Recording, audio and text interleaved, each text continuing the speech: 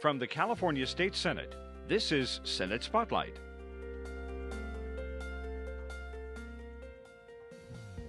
And welcome to this segment of our new program, Senate Spotlight, where we discuss legislative priorities and policy and other related issues with members of the California State Senate. From the state capitol here in Sacramento, I'm Brian Green, and once again we welcome to the Senate Spotlight desk State Senator Leland Yee, representing the 8th Senate District, San Francisco and San Mateo counties, and also chair of the Senate Human Services Committee. Welcome back, Senator. Thank you for having me. Glad to have you here, and I guess I should say Happy Chinese New Year. Happy New Year. Absolutely. Gung Hai Fat Choi. I got it right. You said that fairly well. Thank you. So it's the year of the snake, right? Tell us about that. Well, yesterday was the beginning of the new year for the lunar calendar, 4711. That's a long, long time. And we celebrate that for about 15 days. And it is a time in which, all of us are renewed, refreshed. What you're supposed to do prior to New Year is you clean out the old and you bring in the new. And so what that means is that, all of the past problems that you've had are all eliminated and you start anew. And so it's a great time for all of us. Year of the Snake is an important year. It talks about the vitality of our community, the vitality of an individual and a family, and that there are good things that are going to be happening to all of us. And I've read that the snake is sort of a calm, shy, cautious, low-key animal in Chinese culture and history, right? It's very calm, but, don't disturb it. Right? Is it a welcome animal in China? I've heard some people say that they would rather be associated with the year of the dragon than the year of the snake. Well, what you want to do with an individual from a snake is just be careful. Be friends with a snake and not an enemy of a snake. So you've already, I know there's already been celebrations in homes and communities all across the world and this country and in the state just this weekend. Oh, absolutely. When you think about China, over 1 billion individuals. We look at many of the countries throughout the world that has a large Chinese population. You can imagine how many individuals in the entire world is celebrating Chinese New Year. So traditionally what you do is right before Chinese New Year, you have a family gathering where you share a meal together and you start the new year afresh with your family members, being together and always working and helping each other. Well, it sounds wonderful. It is celebrated all over the world, right? It is celebrated all over the world. And as this world grows smaller, at least technologically, we here in California and even in our community in Sacramento, particularly yours in the Bay Area, it's all part of a global celebration. It is a part of a global celebration. I remember when I was on the Board of Supervisors at that time, we designated on Chinese New Year Day that would be a holiday for school kids so that they can spend time with family. I just recently heard that there's a petition going on asking the President Obama to dedicate and to say that Chinese New Year ought to be a holiday. So we'll see how that goes. And there's a lot of activities going on in your district, right, to celebrate this last weekend and moving forward? A lot of celebration, a lot of eating, a lot of family gathering, family association, other kinds of association, everybody getting together and celebrating together. Well, you say out with the old, in with the new. Let's focus on the new here to 2013, even though there are echoes of 2012 and a lot of what's going on in 2013. In particular, as we speak, just last week, you and your Democratic colleagues joined the mayor of L.A. and the mayor of your city, San Francisco, in announcing what is common sense legislation to make California's gun laws the toughest in the nation. They were actually until New York, I guess you could say, beat us a couple of weeks ago. But tell us about this legislation and in particular your two bills that are part of the package. Well, what we're trying to do is to protect our community, make it a lot safer. The shooting in Connecticut really woke up the conscience of not only California but throughout this country that we cannot allow any individuals to go and harm our young children. And so we have redoubled our efforts to try and find ways to ensure that our children and everyone in our community are going to be protected. I have two bills. One, there's a loophole in the state assault weapon ban. We're going to close that particular loophole. And secondly, right now when you purchase a gun, you ought to have a trigger lock, but it doesn't say anything about keeping the trigger lock on the gun when you're not in use. And so we have a bill that basically says that when you purchase a gun, you ought to store it away or have a trigger lock so that if someone finds that particular gun on a coffee table, on a bed, that they cannot, in fact, use it to shoot anybody whatsoever. Now, again, this sounds like basic, logical, obvious legislation, or at very least rules to follow. So I guess you could talk about the irony that you still need to legislate this kind of behavior. Well, the reality is that the gun lobby, the NRA, is a rather potent lobbying force in not only California but throughout the country.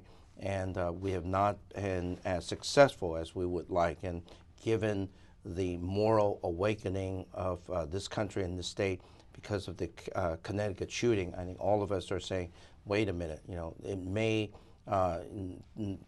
be the case that we ought to be doing a lot more than we should, that we have done in the past, and so this is what's happening.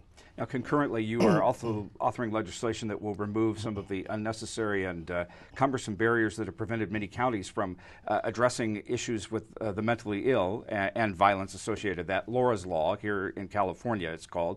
Tell us about some of the challenges with getting counties to implement this law and what it is. In particular, as we've read, the county of Nevada County actually, is one of the only counties that has implemented. It's the home of Laura and her family, so that makes sense. But tell us about this. Well, Laura's Law is a law that we have tried to implement in the state of California to try to get help for those individuals who do have mental health issues, but sometimes are maybe reluctant to receive those particular help.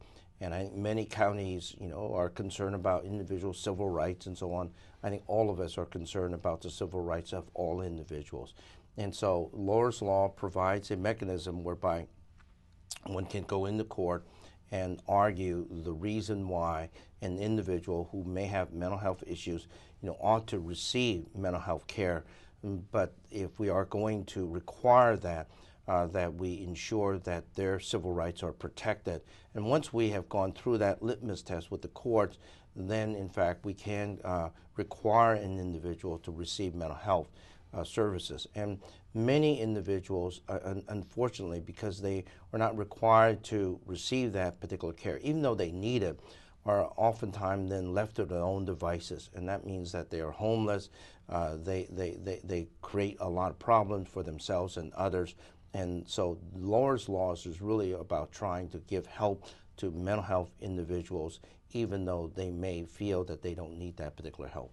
I would be derelict in my duty if I didn't come back to you with the concerns that a lot of people have with this legislation, that despite gun safety, gun violence prevention legislation, and this legislation dealing with the mentally ill, that it won't prevent what happened in Connecticut. It won't prevent the shooting in Aurora, Colorado. It won't prevent these kind of things, no matter what you do. What do you say? Well, what we would say is that the reality is that if you have more guns and you make them easily available and accessible, individuals are going to then get hold of them, and they may in fact be not individuals that ought to have access to guns. And so what we're saying is that while there may not be that kind of data, the direct correlational data, but common sense would also suggest that. But then there's also research data that says that those states that have rather restrictive controls over guns, they tend not to have excessive violent kinds of behavior with guns. And so there is some correlational data, but again, I think common sense would in fact say that if you have less access to guns, you're not going to have that kind of gun violence. Let's talk about another critical piece of unfinished business from 2012 on a national level, but obviously it resonates here in California, and that was the Violence Against Women Act. A lot of outrage last year when Congress let this 1994 law expire, and it's central to the fight against domestic violence, sexual assault, and stalking. There's an effort in Congress right now to bring it back. Senator Patrick Leahy is part of that. But it's one of the things that's being held up on is an immigration issue. Talk about that, the significance of this law, and what is being done to try to bring it back to reality here in the United States. Well, as you said, last year, Congress was trying to deal with this issue of the fiscal cliff.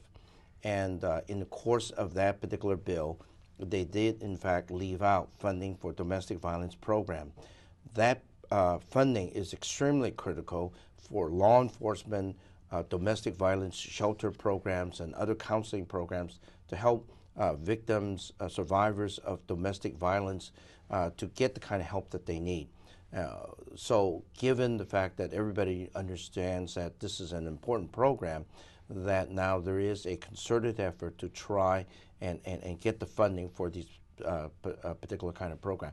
The problem, however, is that there are all these ancillary issues about immigration and other kinds of issues that have muddied this particular fight, and as a result, individuals are now trying to bring particular Republicans in these ancillary issues to try and maybe stop this particular bill. And so we have a piece of legislation that urges Congress with dispatch to go ahead and pass this particular funding mechanism so we can get the dollars to help women and other individuals who are survivors of domestic violence to get the help that they need.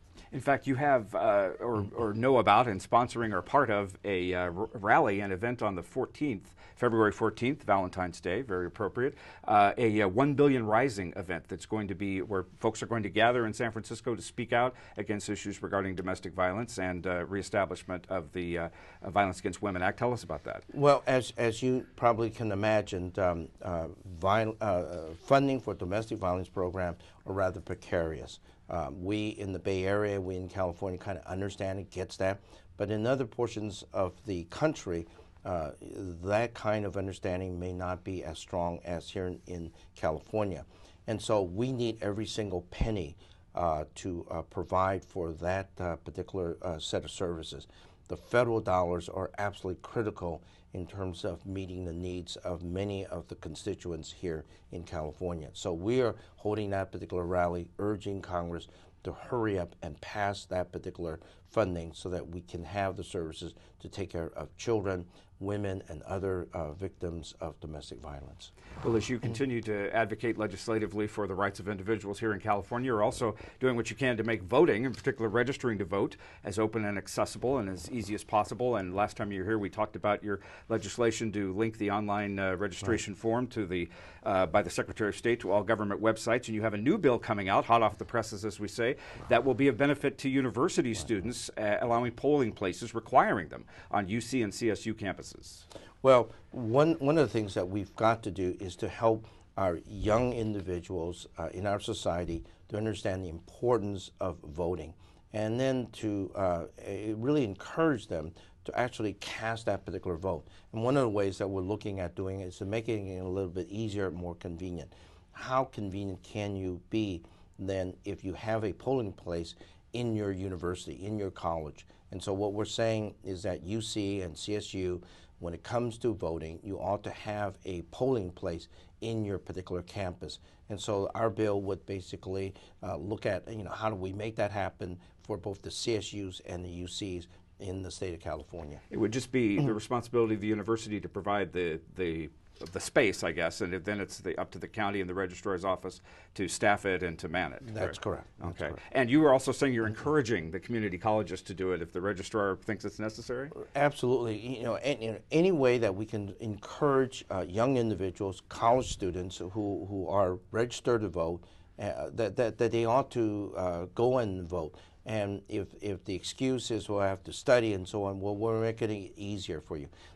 You spend a couple hours in the library, in your class, and then afterwards go to that polling place on campus and cast your vote. Well, it's interesting. There was a youth research organization study that was released last year right around the election that said that many young people don't know the specifics about their state voting laws or even whether they need an ID to vote. So access is important, but you've obviously hit on an issue here where just more knowledge about the voting process is necessary for young people. Yeah, one of the things we found with that online voting, online voter registration is that if you make something convenient and understandable and attractive to young individuals, they will participate in the democratic process. So we made it easy for them to register to vote. Now we're going to make it easier for them to actually then cast that vote. And the irony is, it was young people, particularly Asian Americans, Latinos, that came out, if you will, for the governor or for the president last year that what made him so successful. So obviously, some sort of message is being reached by these young people. Absolutely. Anything that we can do to kind of encourage more individuals to participate in our democratic process, that's a good thing. The more individuals involved, the better the public policy. Great. We are out of time, but let's do this again. We Absolutely. certainly have no lack of things to talk about here with Senator Leland Yee. So we'll talk about what we ate at Chinese New Year. That's right. Yeah, maybe you'll still be celebrating when we come back. So. I'm sure. All right, Senator Yee, thank you very much for joining us here on Senate Spotlight. And that is it for this edition of Senate Spotlight. Please join us next time around as we discuss the important legislative issues and policies with the newsmakers and newsbreakers of the California State Senate. From the state capitol in Sacramento, I'm Brian Green. Thanks for watching. Thanks for watching Senate Spotlight.